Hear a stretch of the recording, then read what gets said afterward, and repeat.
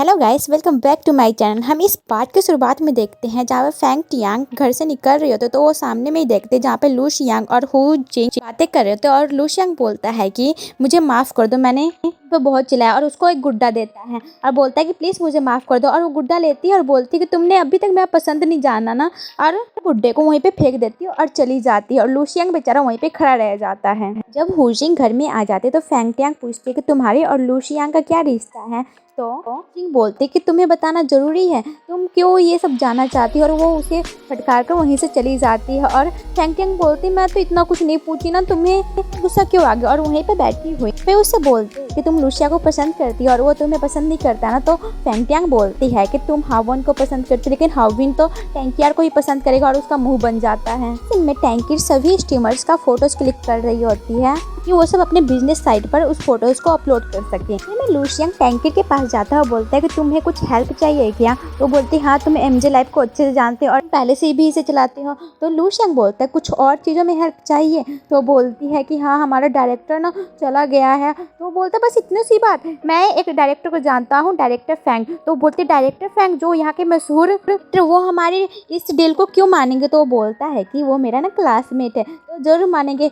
फिर में हम देखते हैं जहाँ पे लू शियांग टैंकियर और डायरेक्टर फेंग साथ में होते हैं और लू शियांग उनसे बातें कर रहा होता है। तभी वहाँ पे हॉबिन का मैसेजेस आने लगता है और फिर उसे मैसेजेस का रिप्लाई देने में बिजी हो जाती है। तो लू शियांग उससे बोलता है कि आने पर किसी और के साथ मोबाइल पर बातें करना। और यह सुन के फिर अपना मोबाइल ही ऑफ कर देते हैं, जिससे हॉबिन बहुत ज़्यादा परेशान हो जाता है और बोलता है कि मेरे मैसेजेस का क्यों रिप्लाई नहीं दे रही है। और फिर उसे फ़ोन करने लग जाता है और वो फ़ोन भी नहीं उठाते और बोलता है कि मुझे कैसे इग्नोर कर सकती है। अपना प्रोजेक्ट फाइल निकालती और सारे स्टीमर्स के बारे में एक फाइल उनको दे देती और बोलते हैं कि तुम्हारा फाइल तो कितना अच्छा, तुम कितना हार्ड वर्क करती हो।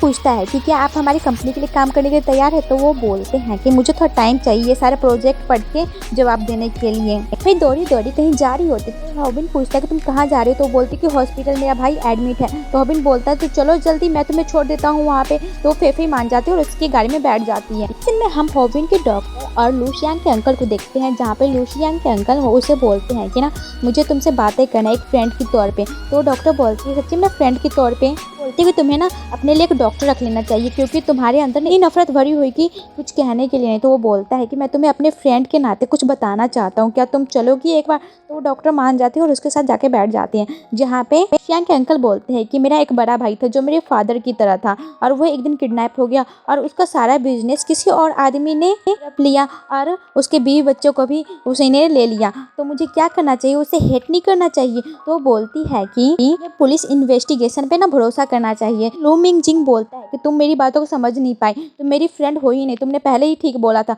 और वो वहाँ से गुस्सा होकर चला जाता है।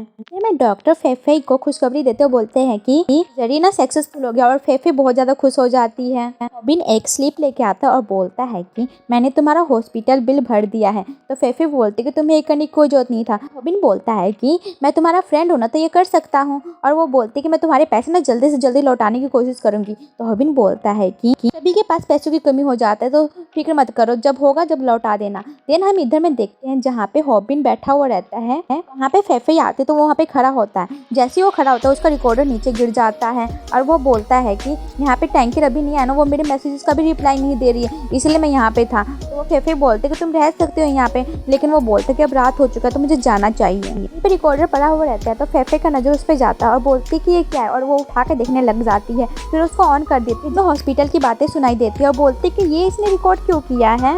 बिन घर में आता है वापस और वहाँ पे रिकॉर्डर देखता है और उठा लेता है। डेफे पूछने लग जाते हैं कि ये रिकॉर्डर तुम लेके क्यों घूम रहे। तो बोलता है कि ये ना नया प्रोडक्ट आया है मार्केट में, इसीलिए मैं इसका ट्राई कर रहा था। तो वो बोलते हैं ठीक है और वो वहाँ से चला जाता है। फिर घर वापस आते हो तो सबसे पहले अपना मोबाइल चेक करती है, जिसमें हॉबिन के बहुत सारे कॉल आए रहते। तो वो फिर से कॉल करती है हॉबिन को और बोलती है कि सॉरी मैं ना बहुत ज़्यादा बिजी थी, इसलिए मैंने अपना मोबाइल ऑफ कर दिया। तो वो बोलते हैं कोई बात नहीं। वो दोनों बातें करने लग जाते हैं और फिर गुड नाइट बोलते हैं और सो जाते हैं। फेफे की फ्रेंड उसे पार्टी में बुला रही होती तो फेफे बोलते हैं कि मैं जरूर आ जाऊंगी पार्टी में, तुमसे भी मिलने में बहुत दिन हो गए, तुमसे भी मिल लूंगी मैं।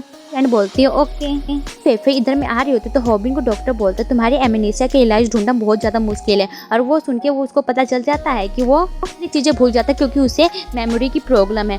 फिर ये सब सोच ही रही होती है कि पीछे से हॉबिन आ जाता है। वो बोलता है कि तुम्हें अपने फ्रेंड के पास नहीं चलना है, तो वो बोलती हाँ हाँ चलना है। हम लोग थोड़ा आगे निकलते ही फिर टैंकर को फ़ोन करते और बोलते कि मुझे तुमसे कुछ बात करना है। तो वो बोलते कि स्टूडियो में आ जाओ, हम वहीं पे बातें कर लेंगे। वो बोलते ठीक है। इधर में हम देखते हैं जहाँ पे ये अपने फ्रेंड से मिलने आ रही थी, वहाँ पे मिस्टर लॉन्ग भी आते हैं और वो लोग उसको पार्टी करने के लिए बोलते हैं, लेकिन फिर तो मना कर रही होती है। इधर में हॉबिन उसका इंतजार कर रहा होता है।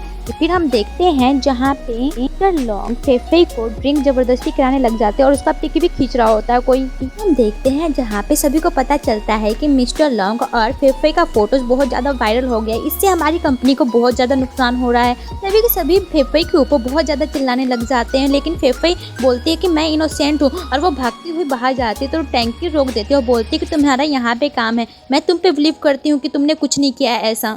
वहाँ पे हॉबिन आता है और सभी से बोलता है कि डायरेक्टर वहाँ पे बुला रहे, चलो जल्दी। तो वहाँ पे फेफी बोलने लग जाती है हॉबिन भी मेरे साथ हो, मेरा बाहर इंतजार कर रहा था 10 मिनट से, मैं वहाँ पे सिर्फ और सिर्फ 10 मिनट के लिए थी। तो टैंकर बोलते कि तुम चिंता मत करो, मैं इसके बारे में कुछ पता लगाऊंगी, तुम यहाँ पे जाओ और शूटिंग अपना करो। हम डायरेक्टर को देखते हैं जहाँ पे डायरेक्टर लू शियांग से बोल रहे होते तुम्हें इतनी अनरेप्यूटेड कंपनी मुझे देना था ये सब शूटिंग करने के लिए। वो बोलता है कि क्या हो गया। इधर में हम देखते हैं जहाँ पे डायरेक्टर साफ साफ मना कर देते हैं कि मैं तुम्हारी शूटिंग नहीं करूंगा। सभी के सभी बोलते हैं कि इसमें हमारी क्या गलती है, आपने हमारी कंपनी से वादा किया है, आप मुकर तो नहीं सकते। वो बोलता है कि तुम्हारी कंपनी में धब्बा लग चुका है और तुम्हें वो मिटाना है तो तुम लोग जल्दी करो, मैं शूटिंग करने के लिए तैयार हूँ। और वहाँ पे जाके ली में बैठ जाती है और बोलती डायरेक्टर साहब प्लीज़ प्लीज़ हमारा शूटिंग कर दो। और ये सब देख के थोड़ा सभी को मुस्कुराने लग जाते हैं। सभी को मनाने के बाद डायरेक्टर बोलता है कि ठीक है मैं कर लूँगा शूटिंग, लेकिन पहले इस प्रॉब्लम को सॉल्व करो। तभी वहाँ पे हॉबिन का दोस्त आता है और बोलता है कि ये प्रॉब्लम ना और भी बहुत हो चुका है, सारा का सारा टैंकर के ऊपर आ चुका है, अब हम क्या कर सकते हैं। और टैंकर भी बहुत ज़्यादा शौक में होते हैं कि मेरे ऊपर ब्लेम आ गया। हॉबिन के फादर बोलते हैं मैं जानता हूँ कि इसमें तुम्हारी कोई गलती नहीं है और मैं ये भी जानता हूँ कि तुमने ऐसा कुछ नहीं किया है,